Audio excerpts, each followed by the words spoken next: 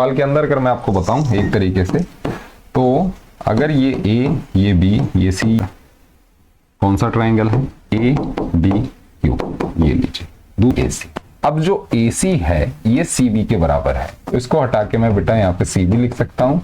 ये ए सी हो गया, ये ए पी हो गया और ये बी क्यू हो गया। बोलो बात समझ आई? B C of triangle A B C, एक ट्राइंगल है ए बी सी, ये रहा ए बी सी, डी इसका मिड पॉइंट है, ठीक है। A D is bisected at the point E, A D E point पर बाइसेक्ट होता है एंड बीई प्रोड्यूस करता A C at the point X, और जब हम इसको प्रोड्यूस करते हैं तो यहां पर ही एक्स पॉइंट पे आके मिलता है। आपको बताना है कि BE ratio E X, BE ratio E X this upon this, ठीक है। 3:1 होगा बीई और ई एक्स, ये 3:1 का रेशो होगा, ये आपने प्रूव करना है। तो इस सवाल को करने से पहले जरा एक छोटा सा सवाल मैं आपको बता रहा हूं, इधर देखिए बेटा, ये ट्राइंगल है, ठीक है, ये ए है, ये बी है, ये सी है, ये मैंने डी और ई एक लाइन इसके पैरेलल ड्रॉ कर दी, ठीक है। कंडीशन ये है कि डी इसका क्या है? मिड पॉइंट है ए बी का। कहने का मतलब ये 1 और ये 1 हो जाएगा, ठीक है, बात समझ आई। और अगर ये पैरेलल है तो ये वाला ट्राइंगल इस बड़े वाले ट्राइंगल के सिमिलर होगा, इतनी बात समझ आती है, ठीक है। और जब सिमिलर हो जाता है तो हम कह सकते हैं कि ए डी अपॉन में A B is equal to D E upon में डी सी बोला जा सकता है। AD कितना है? 1 है, ठीक है, और ये पूरा कितना है? 2 है। तो कहने का मतलब 1/2 is equal to DE upon BC। DE upon BC इनके बीच में रेशो होगा 1/2 का होगा, और वो वही रेशो है जैसे कि ये 1 हो गया और ये पूरा 2 हो गया। बात समझ आती है? सिमिलरली ये 1 और ये पूरा 2। तो कहने का मतलब बस इतना सा है कि सीधा सा हम ये बोल सकते हैं कि अगर ये इसका ABC, D इसका मिड पॉइंट है, तो DM जो होगा ये हाफ ऑफ BC होगा। बात समझ आ गई? ठीक है, जस्ट आप मिड पॉइंट BPT का यूज करके आप इसे बोल सकते हैं। बात समझ आ गई इतनी से? इसको समझना बहुत जरूरी है, इसी का यूज होगा इसके अंदर। अब वो यूज कैसे हो रहा है अब जरा देखिए ध्यान से। देख बेटा, हमने एक छोटी सी कंस्ट्रक्शन डाली है, वो छोटी सी कंस्ट्रक्शन है क्या? वो छोटी सी कंस्ट्रक्शन ये है कि मैंने dy ड्रॉ कर लिया, dy पैरेलल किसके? dx के, ठीक है, बात समझ आ गई इतनी से? ठीक है, ये इसके पैरेलल है, ठीक है। और यहां पर d जो है ये क्या है? ये मिड पॉइंट है। बात समझे? तो हम क्या कह सकते हैं कि भाई जो dy है इस वाले ट्राइंगल के अंदर, जो dy है ये किसके बराबर होगा? हाफ ऑफ bx के होगा कि नहीं होगा? इस वाले रिजल्ट को यूज करके, ठीक है, क्लियर हो गया। सिमिलरली अब एक और ट्राइंगल है, ये वाला ट्राइंगल देखिए, इस वाले ट्राइंगल के अंदर, ठीक है भाई, ये वाली लाइन इसके पैरेलल है, ठीक है। और दूसरा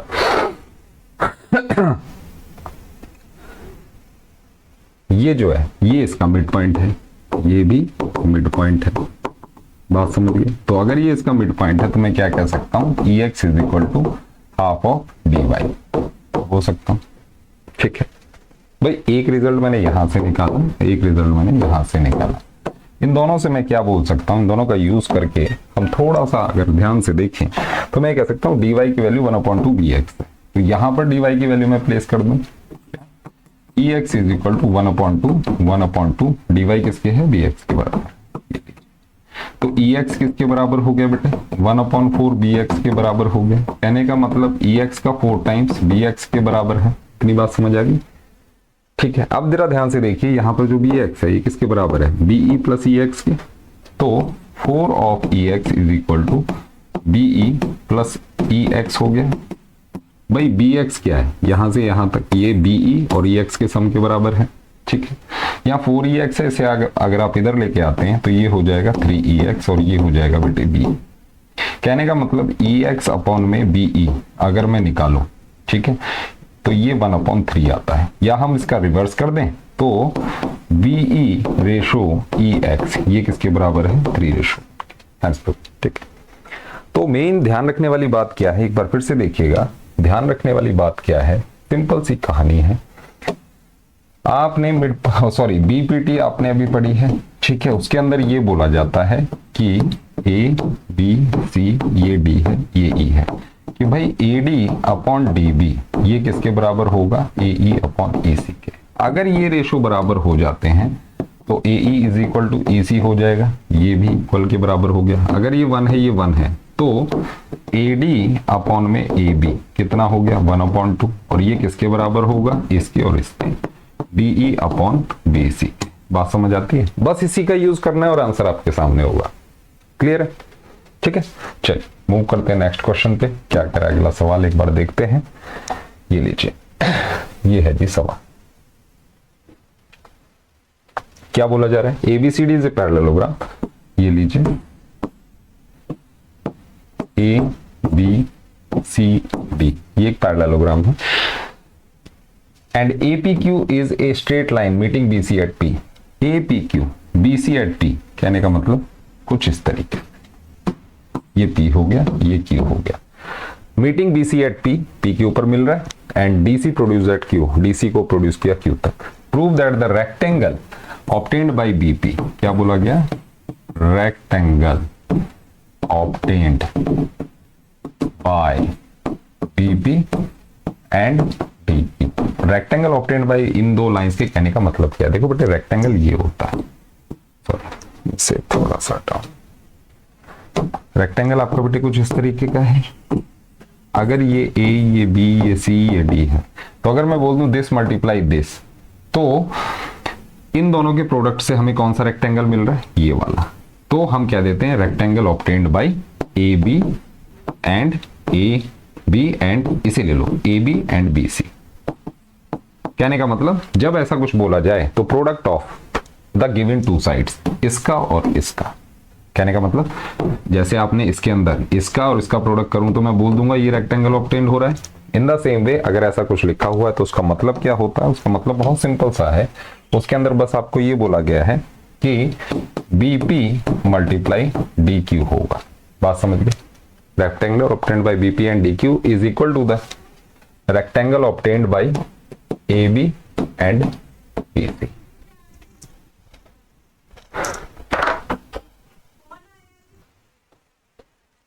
ठीक है, बात समझ आ गई?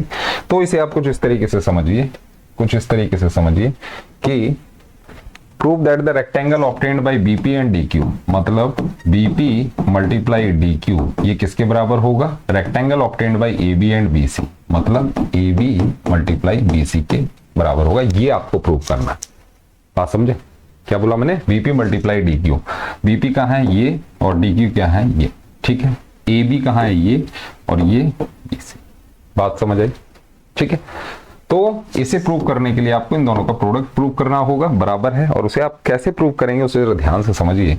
देखिए बेटा, ये सबसे पहले क्या दे रखा है, एक पैरेललोग्राम है। इतनी बात समझ आती है? पैरेललोग्राम का मतलब ये वाली साइड इस पूरी साइड के बराबर और ये इसके, कहने का मतलब AB is equal to DC and AD ये वाली साइड BC के बराबर है।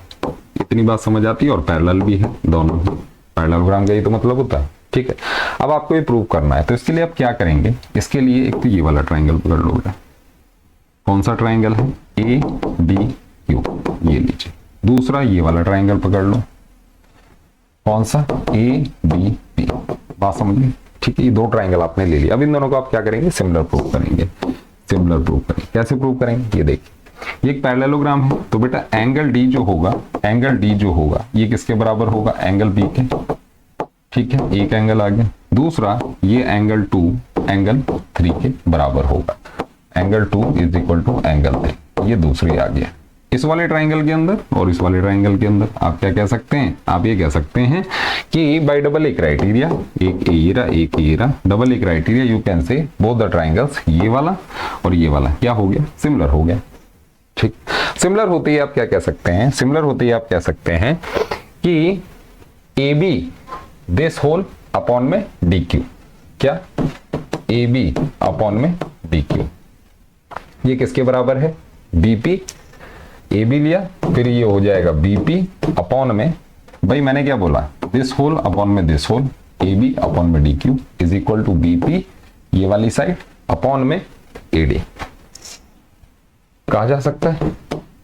ठीक है भाई, ये इस वाले ट्राइंगल की साइड, ये बड़े वाले प्रोपोर्शनल है। ठीक है, और हमें क्या पता था, हमें ये पता था कि जो AD होगा वो BC के बराबर है। ए डी किसके बराबर है, बी सी। तो मैं यहां से बी सी रिप्लेस कर सकता हूं। अगर मैं इनको क्रॉस मल्टीप्लाई कर दूं, I will get A B multiply B C is equal to D Q multiply B. Awesome. और यही हमसे क्या करवाया था, प्रूव करवाया था। तो ये है कि सटीक सा प्रूफ, इसकी प्रैक्टिस करेंगे। ठीक है, पीडीएफ मिल जाएगी टेलीग्राम पे, कोई दिक्कत नहीं है बच्चे। आई होप बात समझ आई होगी। अच्छा सवाल है, बढ़िया सवाल है। ठीक है, तो क्या बोला जाता है इस वाले सवाल के अंदर, अगर मैं आपको बताऊं एक तरीके से, तो अगर ये ए, ये बी, ये सी, ये डी है और ये आपका पी हो गया, ये क्यू हो गया, तो A B multiply B C is equal to B P multiply B Q. ये एक स्टैंडर्ड रिजल्ट है, इसको आप याद भी रखेंगे। ठीक है, ये इसका प्रूफ है। आई होप बात समझ आ गई होगी। मूव करते हैं नेक्स्ट क्वेश्चन पे। क्या कह रहा है अगला सवाल, देखते हैं एक बार। तो क्वेश्चन के अंदर कुछ ऐसा गिवन है, ये देखिए, ये बोला जा रहा है और जी, तो ये आपको सवाल दे रखा है बेटे, इसकी आपने किस तरीके से करना है एक बार देख लेते हैं। बोला क्या जा रहा है, एक ट्राइंगल है ए बी सी, ये लीजिए, ए हो गया, बी हो गया, सी हो गया, एक ट्राइंगल ये है। A L and C M are perpendiculars.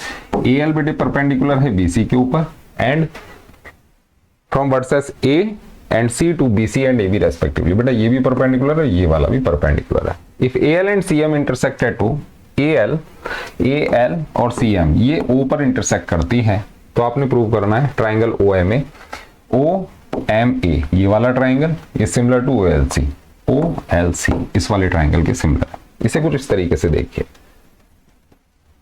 ये आपको दे दिया 90, ये दे दिया 90। अब आपको ये वाला ट्राइंगल और ये वाला ट्राइंगल आपस में सिमिलर प्रूव करना है। ठीक है, और उसी पर एक रिजल्ट है, O A upon O C is equal to this. बहुत सरल सा सवाल है, ध्यान से देखिए।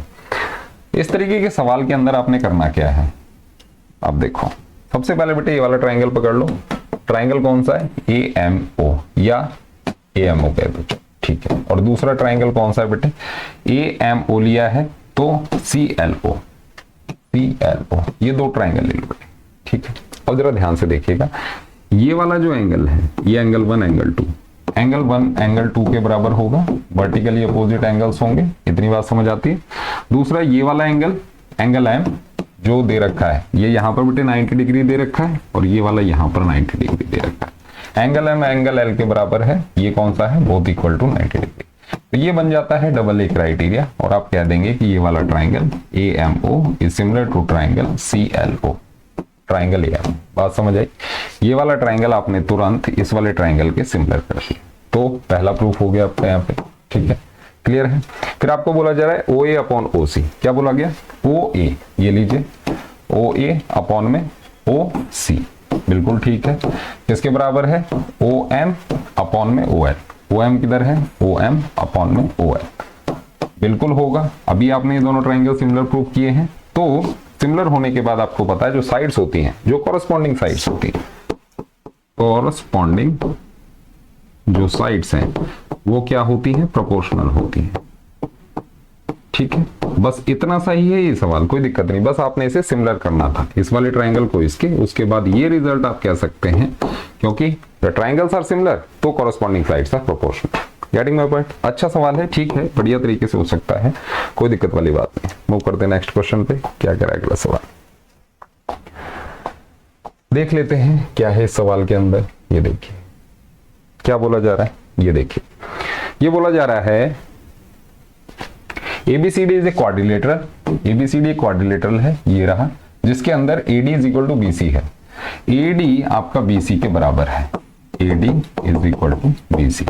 ठीक है, PQRS be the mid points of AB, AC, CD and BD रेस्पेक्टिवली। अब ये जो है, ये हो गया P, ये इसका मिड पॉइंट है, ये Q, ये इसका मिड पॉइंट है। ठीक है, ये R, ये इसका मिड पॉइंट है। ठीक है, और ये S, ये इसका मिड पॉइंट है। ये सब आपको मिड पॉइंट्स दे दिए गए। ठीक है, आपको प्रूव करना है PQRS is a rhombus. PQRS is a rhombus. बहुत अच्छी बात है, कैसे प्रूव करेंगे ध्यान से देखिएगा। ठीक है, इसे हटा दूं, ये इंपॉर्टेंट चीज थी, एक बार फिर से बताते हैं आपको।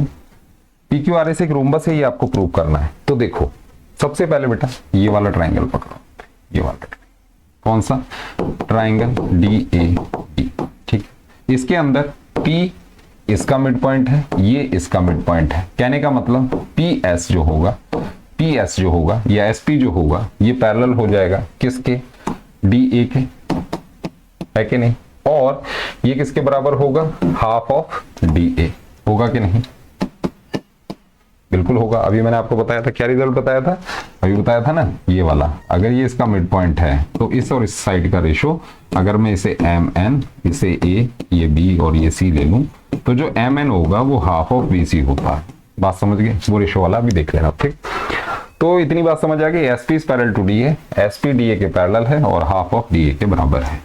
अब इस वाले ट्राइंगल को पकड़ लो, इस वाले ट्राइंगल, कौन सा ट्राइंगल, ट्राइंगल लिख दो ABC है। इसके अंदर क्या होगा, ये इसका मिड पॉइंट, ये भी मिड पॉइंट। कहने का मतलब जो PQ होगा वो पैरेलल होगा BC के, और ये किसके बराबर होगा, हाफ ऑफ BC होगा कि नहीं, ठीक है।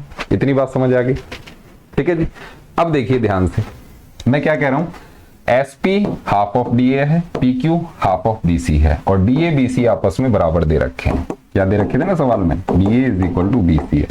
तो आप क्या कह सकते हैं कि भाई ये दोनों SP is equal to PQ हो गया। क्या हो गया, SP PQ के बराबर हो गया। कहने का मतलब एक फिगर के अंदर एडजेसेंट साइड्स जो हैं वो क्या होंगे, इक्वल होगा। इतनी बात समझ आती, क्लियर है, ठीक है। अब देखिए ये वाले ट्राइंगल के अंदर ये वाली लाइन जो है ये इसके पैरेलल है। अब आप ये वाला ट्राइंगल पकड़ लीजिए, ये वाला, कौन सा ट्राइंगल ले लो, DBC। अब इसके अंदर क्या होगा, DBC के अंदर SR जो होगा, SR जो होगा ये पैरेलल होगा किसके, BC के, पैरेलल है BC के।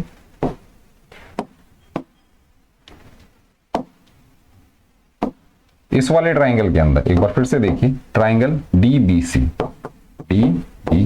इसके अंदर SR is parallel to BC is equal to half of BC, ठीक है।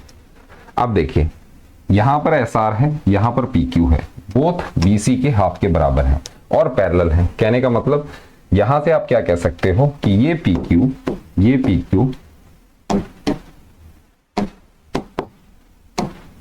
PQ जो आ रहा है, ये PQ ये पैरेलल है SR के, ठीक भाई, ये वाली साइड इसके पैरेलल है। सिमिलरली आप कह सकते हैं SP is parallel to RQ, SP is parallel to RQ, ठीक है। अब एक क्वाड्रिलेटरल के अंदर अपोजिट साइड्स जो हैं ये क्या है, पैरेलल हैं। तो ये क्या बन गया बेटे, एक पैरेललोग्राम प्रूव हो गया इन दोनों से कि भाई ये वाली जो फिगर है ये क्या है, एक पैरेललोग्राम है। बात समझे। और किसी पैरेललोग्राम के अंदर अगर एडजेसेंट साइड्स, जैसे कि इसके अंदर बोला गया है, ये इक्वल हो जाती हैं, कहने का मतलब ये साइड इसके बराबर प्रूव हो जाए तो ये बेटे एक रूम बस हो जाएगा। बात समझे। तो in the end you can say this figure PQRS is a room बस। रिजल्ट कौन सा लगेगा, ये वाला, ध्यान रखिए, ठीक। कोई डाउट हो तो फिर से बता देना, फिर से डिस्कस कर देंगे, कोई दिक्कत नहीं है, बहुत सिंपल है।